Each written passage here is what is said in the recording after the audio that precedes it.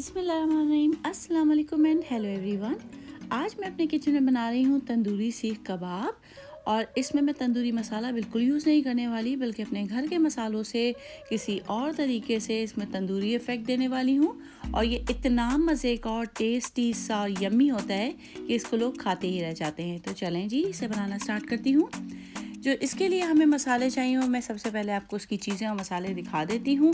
यहाँ मैंने लिया है आधा किलो कीमा, और इसको बिल्कुल खुश्क करने के लिए मैंने पेपर टॉवल के ऊपर रखा है धोकर, क्योंकि इस पर पानी नहीं होना चाहिए ना।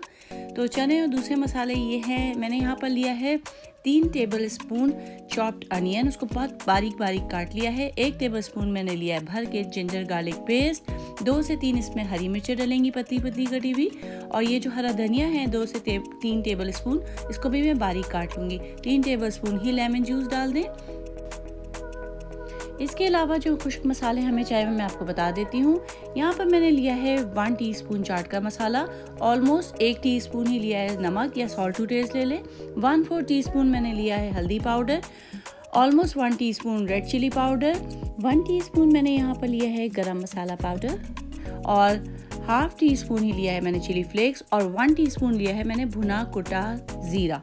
ये सारे मसाले और ये सारी चीज़ें इसके बनाने के लिए हमें चाहिए। तो चले जी, हम इसकी कुकिंग स्टार्ट करते हैं। सबसे पहले ये जो कीमा है ना, इसको जो खुश्क कीमा है इसमें आप सारी चीज़ें आप मिला दें।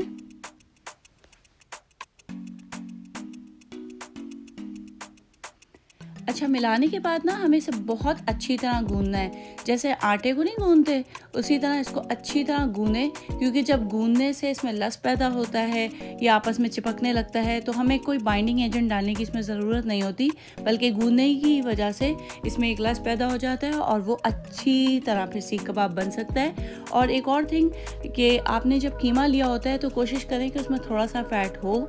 अगर आपके कीमे में फ़ैट नहीं है तो उसमें आप 2 से 3 टेबल स्पून डाल दें असली घी, उसकी वजह से भी थोड़ा सा उसमें फ़ैट प्रोड्यूस हो जाता है। तो चलें, मैंने सारी चीज़ इसमें डाल दी हैं। अब मैं इसको गूंदूंगी बेइंतहा अच्छी तरह और बहुत देर तक। जब मैं छोटी हुआ करती थी तो मुझे अच्छी तरह याद है कि जो संजीव कपूर का खाना खजाना आता था ZTV पर, वो मैं बहुत शौक से देखती थी। और उसमें उन्होंने एक दफ़ा बताया था कि अगर बेसन को अच्छी तरह हाथ से फेंट लिया जाए तो उसमें बेकिंग पाउडर या कुछ भी मिलाने की ज़रूरत नहीं पड़ती। मुझे अब तक याद है और फिर मैं ये अप्लाई भी करती हूँ। बहुत ट्रेडिशनल कुकिंग करते हैं, तो मुझे बड़ा मज़ा आता था ना उनके प्रोग्राम देखने में, भले मैं पकाऊँ या ना पकाऊँ। तो इसी बेसिस पे इसको भी आप अच्छी तरह गूंद लें। तो ये लीजिए जी, हमारी गुंदाई कंप्लीट हो गई। और अब देखें कि कितना अच्छा इसमें रेशा सा बॉन्ड पैदा हो गया है और ये बहुत अच्छा लग रहा है। तो अब इस टाइम पे हमारे इसके दरमियान में थोड़ी सी जगह बना लें, ताकि हम उसमें तंदूरी इफ़ेक्ट डालने के लिए जो कोल होता है ना, ये रख कर और इसमें थोड़ा सा ऑयल डालकर इसको ढाँक दें, ताकि इसका जो इफ़ेक्ट होता है ना, तंदूरी इफ़ेक्ट, ये इसमें आ जाए। जब 4-5 मिनट ही रखें और उसके बाद अब ये देखें, अब आप यकीन मानें कि इतनी खूबसूरत खुशबू इसके अंदर पैदा हो जाती है। कुछ लोग इस कोयले का धुआं बाद में देते हैं, लेकिन अगर आप इसको पहले देंगे ना तो ये ज़्यादा अच्छा लगता है, क्योंकि अंदर तक इसकी खुशबू बस जाती है तो मज़े की ज़्यादा लगती है। ठीक है, तो इसको आप कवर करें और ढाँक कर रख दें 1 से 2 घंटे फ्रिज में, जितना आपके पास टाइम हो। और अब ये 1 घंटा हो गया है और मैं इसको दोबारा से थोड़ा सा मिला जुला रही हूँ। और ये जो स्क्वेयर्स हैं ना मेरे पास छोटे छोटे, ये मैंने थोड़ी देर के लिए, जैसे 10 मिनट के लिए पानी में भिगो दिए थे, क्योंकि ये वुडन है। और अब मैं अपने हिसाब किताब से जितना बड़ा मुझे बनाना है, और लेकिन ये ध्यान रखना चाहिए कि थोड़ा पतला पतला बनाएं, क्योंकि अगर आप मोटा मोटा बना लेंगे ना ये सीख कबाब, तो ये फिर पकेगा नहीं अंदर से। तो इसकी कोशिश करें कि थोड़ी पतली पतली सी सीख कबाब बनाएं।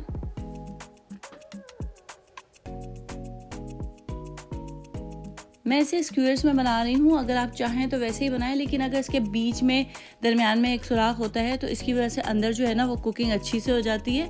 तो ये कोशिश करें कि कुछ लोग इसको स्ट्रॉस की मदद से बनाते हैं, कुछ लोग इसको पेंसिल्स की मदद से बना लेते हैं, लेकिन मैं इसको यूजुअली स्क्वेयर्स में ही बनाती हूँ, ताकि वो बीच में कुकिंग भी अच्छी से इवनली हो जाए और जब हम इसको सर्व करें तो ये बहुत खूबसूरत लगता है। तो इसी तरह चलें, आप सारे स्क्वेयर्स बना लें। मैं आपको सारे स्क्वेयर्स तो नहीं, लेकिन थोड़े से स्क्वेयर्स बनाकर ही दिखाऊंगी, क्योंकि ये हाफ़ केजी कीमा है तो काफ़ी सारा बन जाता है इससे। तो मैं इसमें 4-6 आपको बनाकर दिखा देती हूँ। और दूसरी बात ये कि आप कीमा कोई सा भी ले सकते हैं, चाहे मटन लें, बीफ लें या चिकन लें, सब में ही अच्छा बनता है।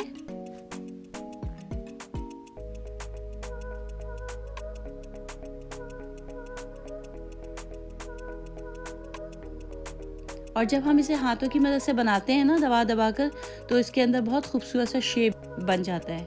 तो ये देखें हमारे थोड़े से स्क्वेयर्स बन गए। तो अब मैं इसको मैं यहाँ इसको बेक नहीं कर रही, इस दफ़ा मैं इसको फ्राई कर रही हूँ। तो थोड़ा सा ऑयल डाल लें और इसको जब वो गर्म हो जाए अच्छी तरह तो फ्राई करना शुरू कर दें। मैंने इसमें कोई सा भी बाइंडिंग एजेंट नहीं डाला, जैसे अंडा और ये बेसन वगैरह कुछ भी नहीं डाला, क्योंकि मैंने इसको अच्छी तरह जब गूंदा है ना तो उसके बाद इसकी ज़रूरत ही नहीं रहती कि आप इसमें कोई सा बाइंडिंग एजेंट इसमें ऐड करें। तो चलें, जैसे ये ब्राउन ब्राउन हो जाए, गोल्डन सा हो जाए, इसको पलट लें और पका लें पूरा।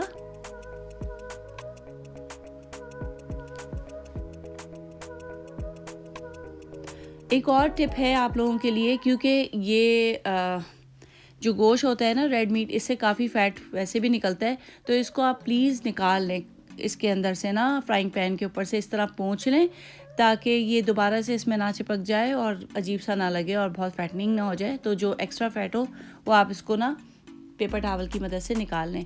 अब ये देखें सारे होते जा रहे हैं और मैं इनको ये लच्छेदार प्याज काट कर मैंने रखा है, इसके ऊपर डेकोरेट कर रही हूँ। इसको आप राइस के साथ, रोटी के साथ, पराठों के साथ, पूरियों के साथ, जिस चीज़ के साथ चाहें खाएं। बहुत ही मज़ेदार सा होता है, आप लोग को बहुत पसंद आएगा, एक दफ़ा ज़रूर ट्राई करें। मैं इसके साथ हमेशा ये ग्रीन चटनी ज़रूर बनाती हूँ, हरा धनिया, पुदीना, ज़ीरा और ये जो लहसुन की चटनी होती है। तो चलें, आप इसे ज़रूर ट्राई करें और मुझे ज़रूर बताएं कि आपको ये ज़बरदस्त सी तंदूरी सीख कबाब की रेसिपी कैसी लगी। Thank you.